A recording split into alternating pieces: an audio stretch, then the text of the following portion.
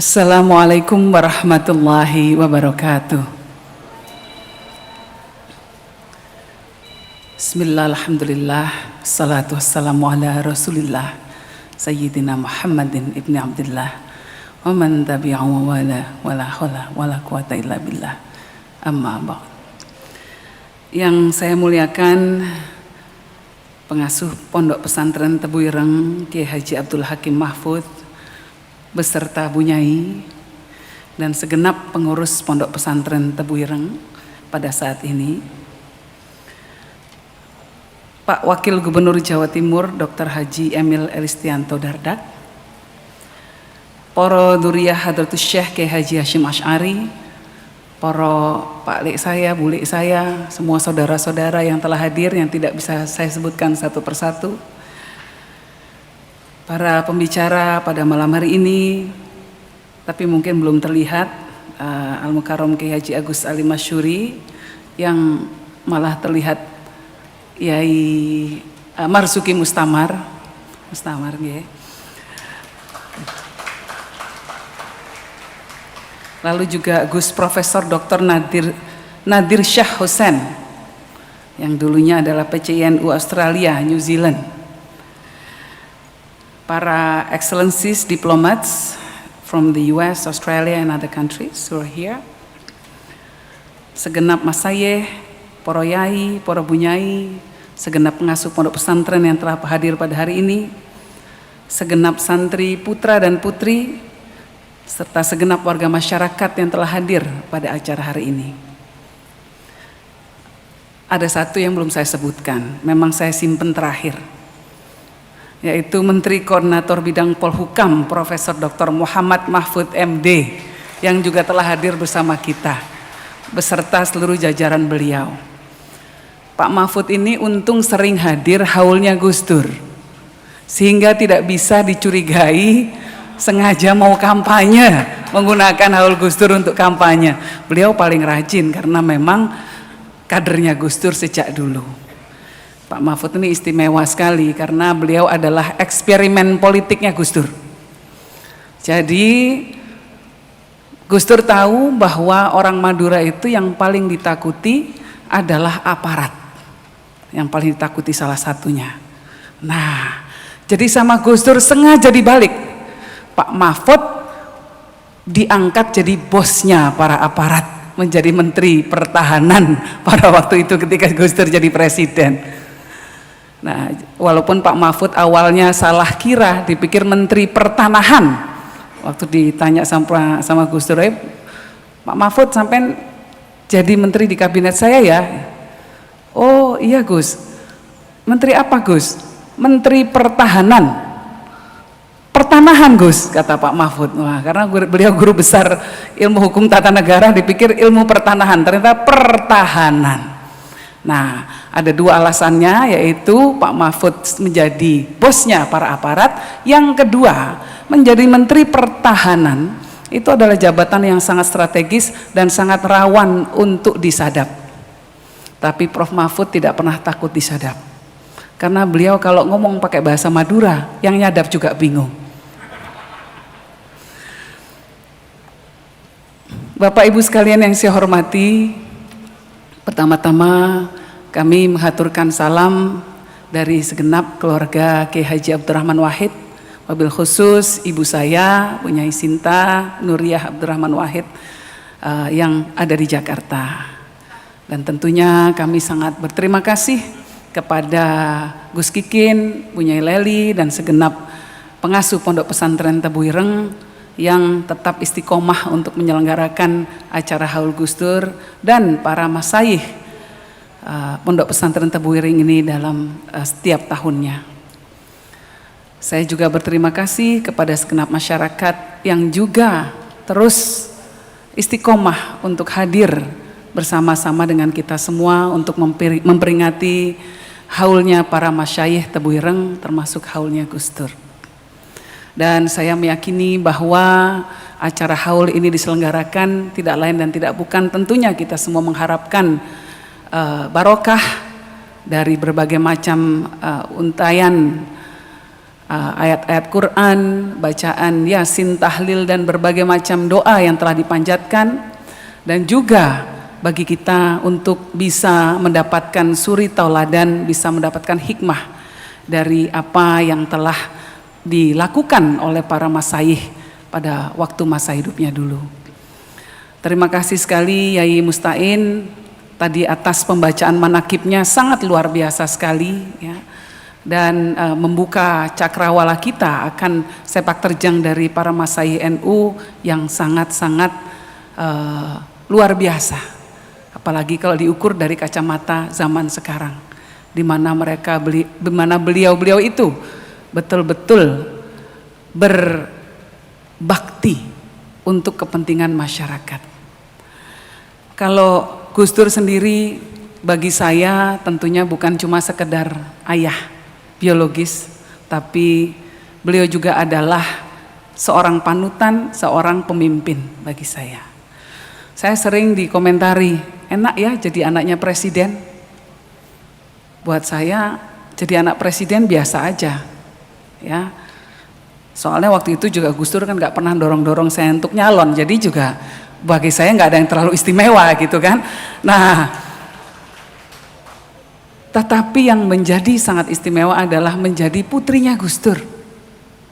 Mau Gus Dur presiden, mau Gus Dur camat, mau Gus Dur orang biasa, guru madrasah, beliau bagi kami adalah sosok panutan yang banyak mengajarkan begitu banyak nilai-nilai kebajikan.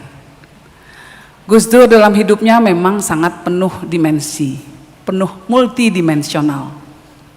Ada peran-peran besar yang dijalankan oleh beliau, karena itu kami sadar beliau bukan cuma milik keluarga. Ada peran keagamaan yang dijalankan oleh Gus Dur, daurun diniyun, daurun ijtimaiyun, bahkan juga daurun siyasiyun. Jadi peran-peran mulai dari peran keagamaan sebagai Ketua Umum Nahdlatul Ulama, terpilih selama 3 kali, walaupun yang kali ketiga itu agak ngos-ngosan karena dihalang-halangi oleh Orde Baru, tapi beliau menjalani peran sebagai seorang ulama yang tentunya ingin menuntun masyarakat kepada makarimal akhlak. Lalu juga ada peran sosial yang dijalankan oleh Gus Dur, salah satunya dengan ajaran-ajaran mengenai kesetaraan. Ya. Tadi Yai Mustain sempat menyinggung ketika jadi presiden, Gus Dur menaikkan gajinya semua pegawai negeri sipil, tentara, juga polisi sampai beratus-ratus%. Karena buat Gus Dur semua orang punya hak untuk sejahtera. Bukan cuma pejabat atau jenderalnya saja, yang paling penting justru prajuritnya yang harus sejahtera. Nah, itu adalah salah satu prinsip demokrasi yang dianut oleh Gus Dur. Kenapa Gus Dur menjadi pejuang demokrasi sampai rela waktu itu mendapatkan perlakuan intimidatif dari Orde Baru karena mengkritik pemerintah? Karena di sana ada prinsip-prinsip Islam. Ada prinsip tentang freedom, hurriyah, kebebasan. Ada prinsip tentang kesetaraan, egaliter, musawwah. Dan yang paling utama adalah prinsip tentang keadilan, adalah justice. Nah, karena mempertahankan prinsip-prinsip inilah Gus Dur kemudian mendapatkan banyak tekanan. Tapi ya itulah, karena barokah dari Hardatus Syekh Kiai Haji Hasyim Asy'ari dan para ulama-ulama Nahdlatul Ulama, maka Gus Dur tetap dilindungi. Intimidasi yang terjadi tidak bisa mematahkan semangat beliau, bahkan kadang-kadang berujung pada hal-hal yang lucu. Zaman Orde Baru Gus Dur pernah mau ceramah. Nah, waktu itu Intel sudah di briefing, tidak boleh mengundang, tidak boleh membiarkan orang undang Gus Dur. Jadi pernah Gus Dur mau diundang ke sebuah acara, lalu Panitianya dipanggil sama Intel. Ditanya, kamu ngundang siapa ini? Panitianya agak gugup, bilang, kami ngundang Kiai Haji Abdurrahman Wahid. Oh, ya sudah, yang nggak boleh itu ngundang Gus Dur ya. Gitu. Untung Intelnya nggak pinter-pinter banget waktu itu. Nah, jadi inilah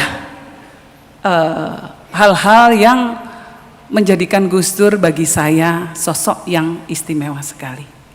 Gus Dur memastikan bahwa hidupnya adalah untuk masyarakat. Gus Dur nggak pernah berpikiran transaksional. Gus Dur tidak pernah berpikiran pragmatis ketika berkuasa. Nah, inilah kemudian yang membuat banyak orang terganggu kepentingannya. Nah, jadi padahal buat Gus Dur, ya inilah hakikat menjadi seorang pemimpin. Yang paling penting tujuan menjadi pemimpin itu adalah kesejahteraan masyarakat, seperti yang diceritakan oleh Yai Musta'in tadi. Karena memang berdasarkan kaidah fikih, tasyaruful imam ala ra'iyah manutun bil maslahah. Jadi kebijakan seorang pemimpin haruslah langsung berkaitan dengan kesejahteraan rakyat yang dipimpinnya. Nah, itu ciri-ciri ketika Gus Dur menjadi presiden. Ya, karena ada peran sia-siun, peran politik yang dijalankan Gus Dur semasa hidupnya dulu. Nah, ada banyak hal yang Gus Dur sangat banyak ayat yang sering dikutip oleh Gus Dur yang menjadi favorit beliau. Salah satunya adalah Bismillahirrahmanirrahim. Ya ayyuhalladzina amanu kunu qawwamina bil qisti syuhada'a lillah walau ala anfusikum awil walidaini wal aqrabin. Wahai manusia, jadilah kamu sebagai penegak keadilan dan menjadi saksi karena Allah, biarpun terhadap dirimu sendiri, terhadap orang tuamu, maupun terhadap sanak kerabatmu. Ini prinsip yang betul-betul dipegang oleh Gus Dur, sehingga beliau tidak akan mau berkompromi dengan hal-hal yang sifatnya koruptif, hal-hal yang sifatnya melanggar hukum, apalagi melanggar konstitusi. Nah, jadi Bapak Ibu sekalian, dalam suasana kebatinan kita pada saat ini, di mana negara kita akan melewati proses berdemokrasi, penting sekali bagi kita untuk terus mengambil toladan dari para masyayikh, dari para ulama besar kita, salah satunya dari Gus Dur.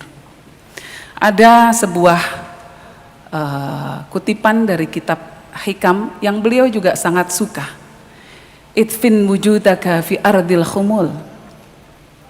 Kuburkanlah dirimu dalam bumi kesunyian. Kenapa Gus Dur suka itu?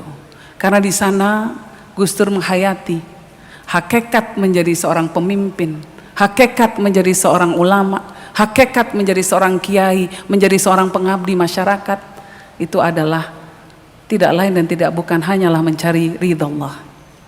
Semoga ini bisa menjadi inspirasi bagi kita semua untuk meniti momen-momen ke depan ini, terutama kita akan melewati sebuah proses berdemokrasi, Pilpres 2024. Semoga kita doakan agar politik Indonesia adalah politik yang sehat, politik yang betul-betul ingin menjunjung demokrasi, politik yang berdasar pada nilai-nilai perjuangan, bukan sekedar menjadi alat kepentingan. Politik yang untuk membawa keberkahan, bukan berdasarkan pada keserakahan. Politik yang bukan berdasarkan pada ancaman, tetapi justru didasari pada perasaan kegembiraan. Ada seorang tokoh yang Gus Dur sangat-sangat menjadi favorit Gus Dur, yaitu Mahatma Gandhi. Beliau mengatakan, "The world is enough for everyone's need, but not enough for everyone's greed." Bagi setiap manusia, dunia ini cukup untuk memenuhi setiap kebutuhannya, tapi tidak cukup untuk memenuhi keserakahannya. Semoga melalui haul Gus Dur ini kita bisa mengambil toladan dari Gus Dur dan para ulama-ulama Nahdlatul Ulama para masyayikh, para muassis Nahdlatul Ulama, untuk kita semua dalam kapasitas apapun mengabdi pada masyarakat, berjuang untuk kepentingan, membawa maslahat, berjuang berdasarkan hati nurani, bukan semata karena ambisi, apalagi naudzubillah min zalik, hanya karena sekedar iming-iming materi. Minkum wallahu muwaffiq ila aqwamit thariq. Wassalamualaikum warahmatullahi wabarakatuh.